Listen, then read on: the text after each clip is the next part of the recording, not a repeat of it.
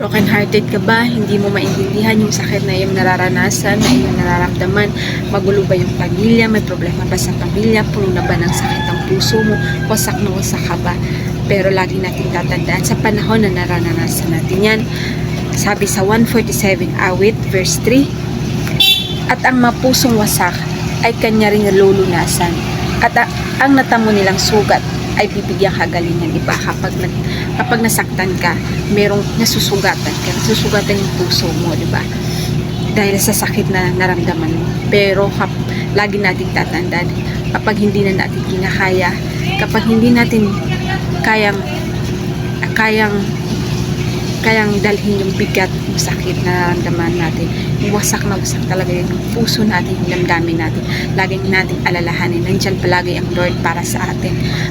Humingi ka lang sa Kanya ng tulong, lumapit ka lang sa Kanya, isurrender mo lang lahat sa Kanya. Laging siyang nandyan. At masasabi mo na, I thank you Lord kasi lagi kang nandyan para sa akin. Yun lamang, God bless.